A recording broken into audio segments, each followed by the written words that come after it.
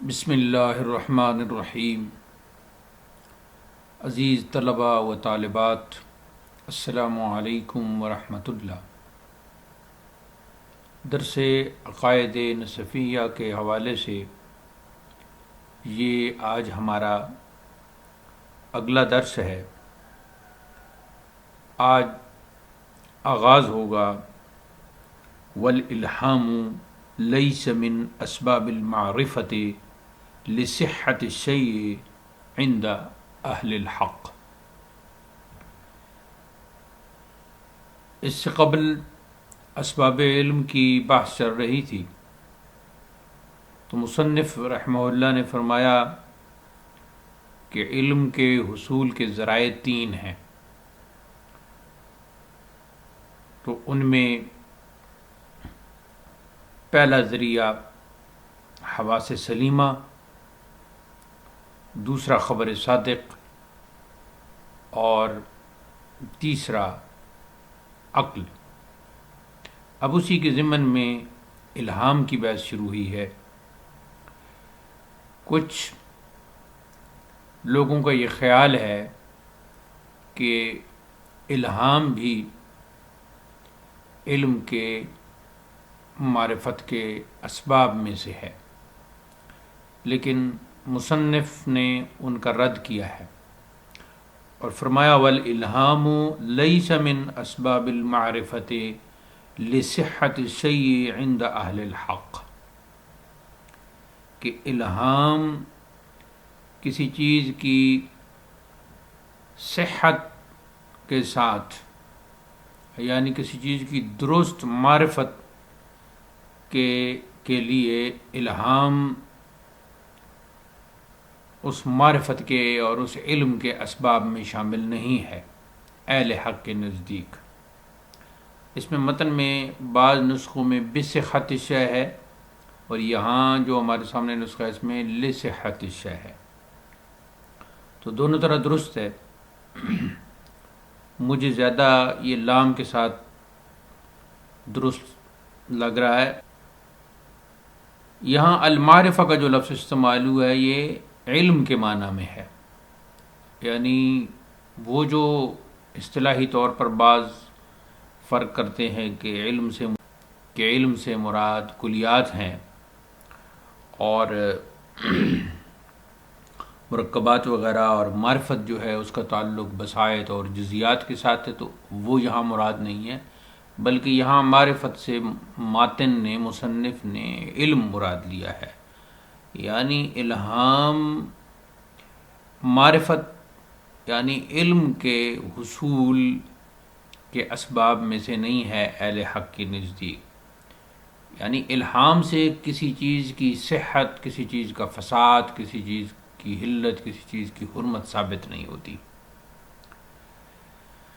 الہام کا معنی ہے جی القاء المعنی فی القلب بطریق الفیض، یعنی بطریق فیض کسی معنی کا دل میں القاء ہو جانا، یہ الہام ہے۔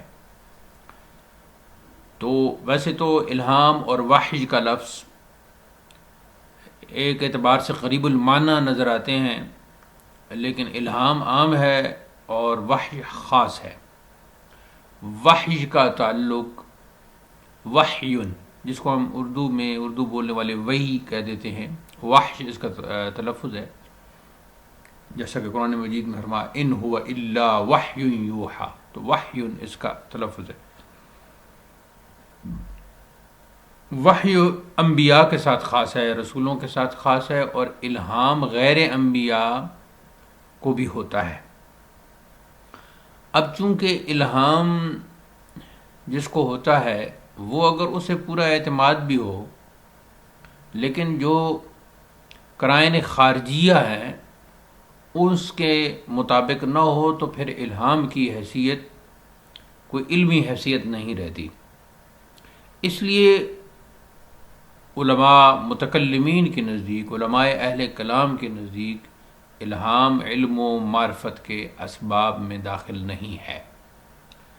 البتہ صوفیہ کے ہاں الہام کی ایک حیثیت ضرور ہے، اور شیعہ بھی الہام کو اسباب علم میں شمار کرتے ہیں، مگر متکلمین اس کو اسباب علم میں شمار نہیں کرتے۔ وجہ اس کی ہم نے پہلے عرض کر دی ہے۔ اب یہ جو کہ الہام انبیاء کو بھی ہوتا ہے، جیسا کہ آپ صلی اللہ علیہ وسلم نے ارشاد فرمایا الہمنی ربی، مجھے میرے رب نے الہام فرمایا، تو وہ انبیاء کا جو الہام ہے اس میں تیقن ہے، اس میں یقین ہے، اس میں کوئی تردد اور شک نہیں ہے۔ لیکن جو غیر انبیاء کا الہام ہے وہ یقینی نہیں ہو سکتا، وہ کم تر درجے کا ہے، اور اس میں اب پھر انداز بھی مختلف ہیں الہام کے۔ کبھی خواب میں ملائکہ کے ذریعے ہوتا ہے، اور کبھی دو بدو خدائے پاک سے ہم کلام ہو کر مستفید ہوتے ہیں، اور کبھی مغیبات جو غائب امور ہیں، غائب چیزیں ہیں، وہ عالم مثال میں متشکل ہو کر دکھائی جاتی ہیں، اور کبھی یہ صورتیں حالت بیداری میں بھی پیش آتی ہیں خواب سے ہٹ کر۔ تو غیر انبیاء کا جو الہام ہے وہ پہلی 3 صورتوں پر مشتمل ہے، جبکہ حالت بیداری میں خدا سے ہم کلام ہونا اور بواسطہ ناموس اکبر الہام کا ہونا، یہ تو انبیاء علیہ السلام کا خاصہ ہے۔ اب غیر انبیاء کا جو الہام ہے وہ ظنی ہے، وہ یقینی نہیں ہے۔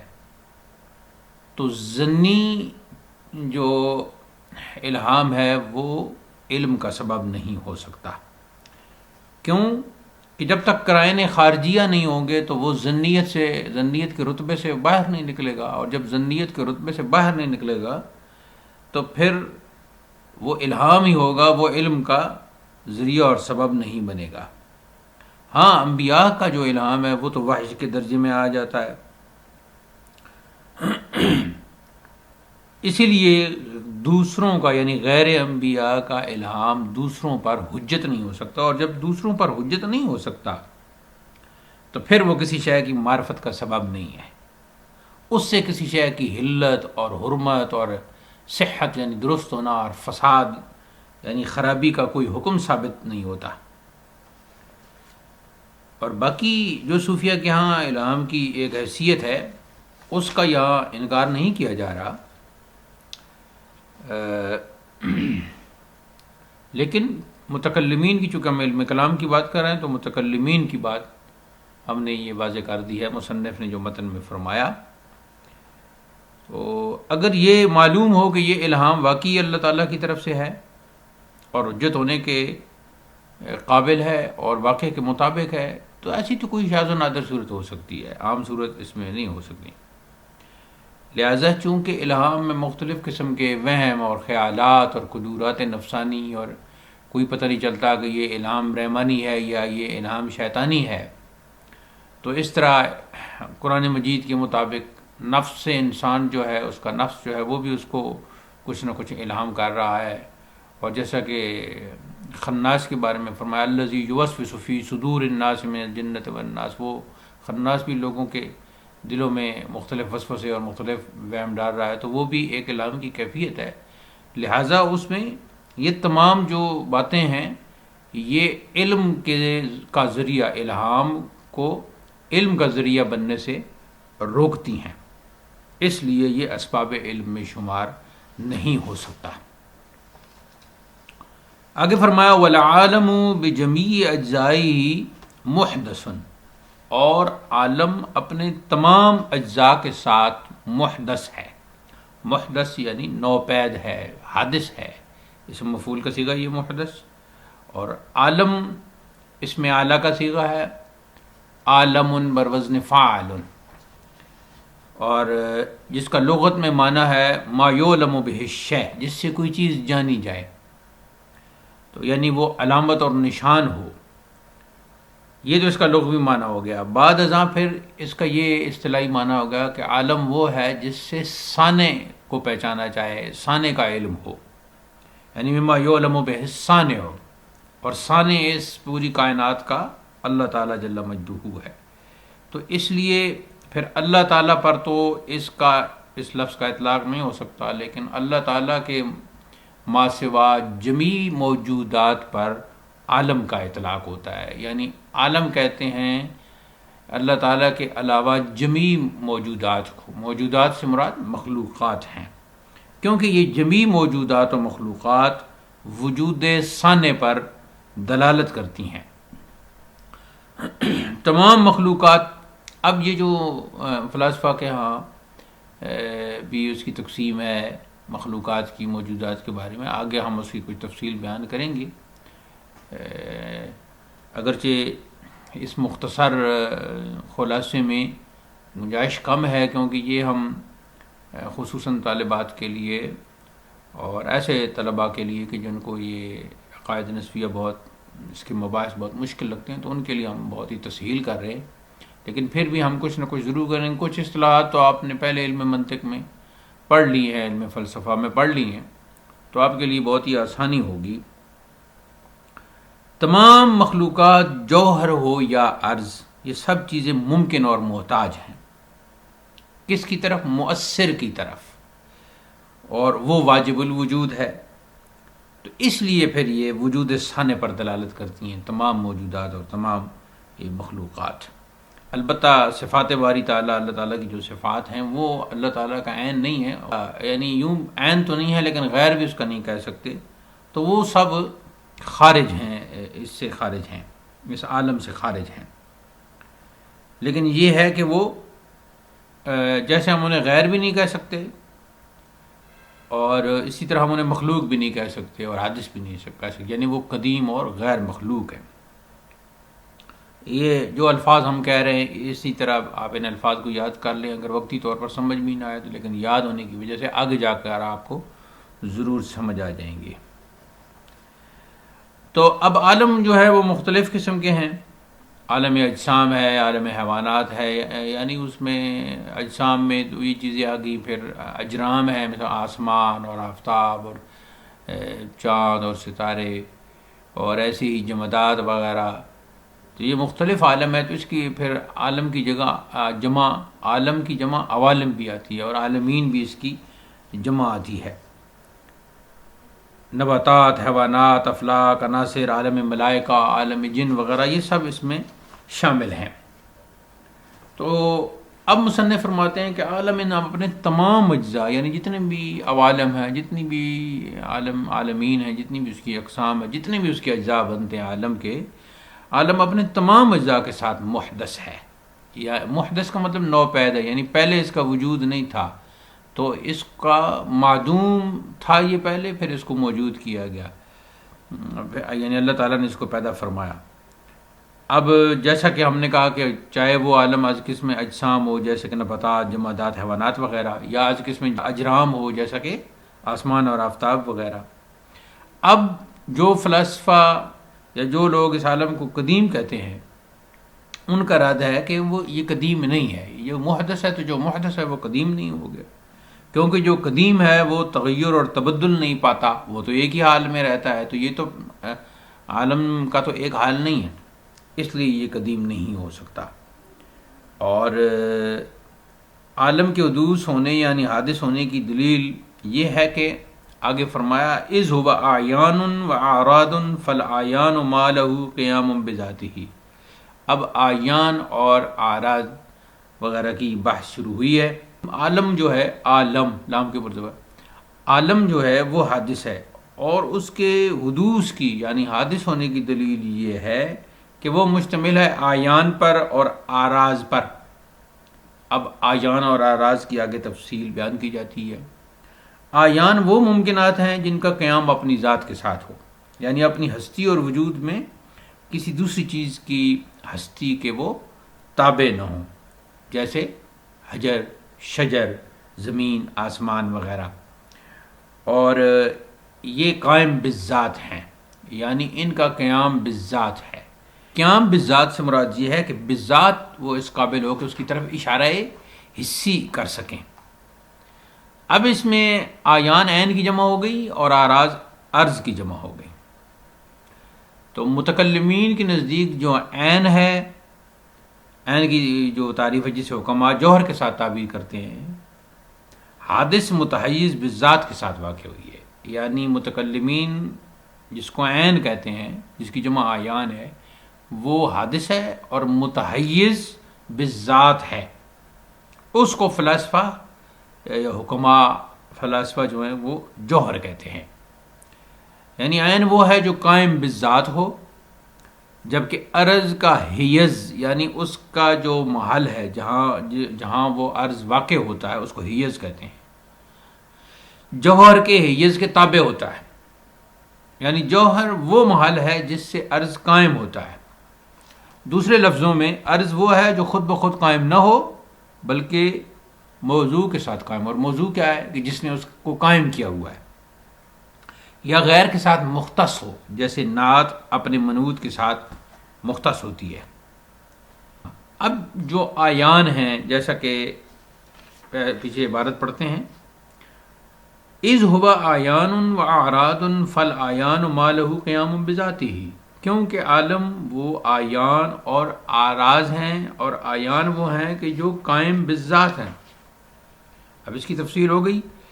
اب مزید اس کی آگے وضاحت کر رہے ہیں کہ وَهُوَ إِمَّا مُرَكَّبٌ وَهُوَ الْجِسْمُ، وہ جو ممکن ہے، وہ جو قائم بالذات ہے، وہ اگر مرکب ہے تو وہ جسم ہے، یعنی دو یا دو سے زیادہ اجزاء سے مرکب ہے تو وہ جسم ہے. اور غیر مرکب کالجوہر، اور اگر غیر مرکب ہے جیسے جوہر، وَهُوَ الْجُزْءُ الَّذِي لَا يَتَجَزَّأُ، تو وہی وہ جز ہے جسے لا یتجزا کہا جاتا ہے، یعنی جو جز تقسیم نہ ہو سکے. اب بعض شاعرہ کا مذہب یہ ہے کہ جسم کم از کم 3 اجزاء سے مرکب ہوتا ہے، یعنی اس میں طول ہے اور عرض ہے اور عمق ہے، یعنی ان کو ابعاد ثلاثہ کہا جاتا ہے. تو جو قابل ابعاد ثلاثہ ہو اسے جسم کہا جاتا ہے.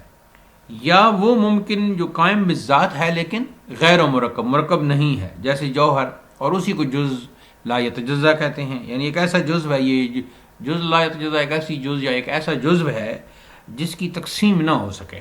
اس کو جوہر بھی کہتے ہیں اور جوہر فرد بھی کہتے ہیں.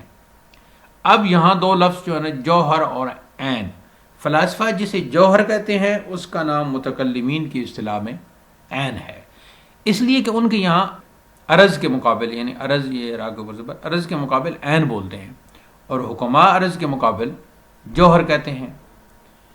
اب حقیقت جسم مفرد، یہ اس میں بڑا اختلاف ہے جسم کے حوالے سے، اور اس میں اہل دانش کی بہت بڑی بحثیں ہیں.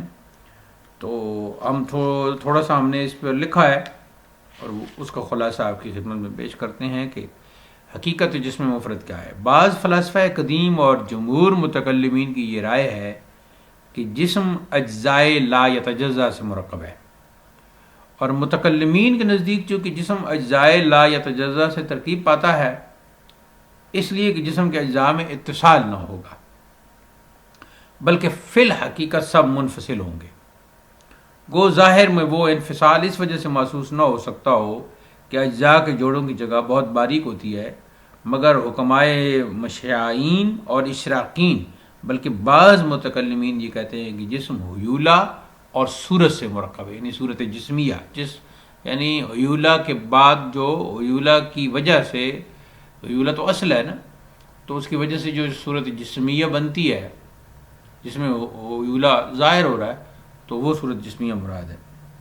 صورت جسمیہ یا صورت نوعیہ بھی اسے کہہ سکتے ہیں. تمام حکماء یورپ جو طبقہ مشاعین سے تھے وجود حیولہ کے قائل تھے.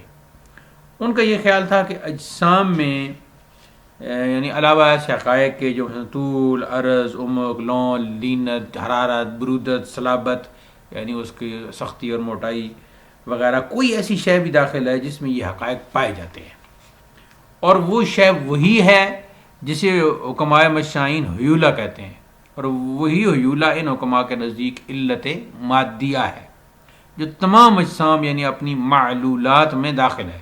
پس حیولہ کا قیاس آراز پر لحاظ کرنے سے منتج ہوا ہے.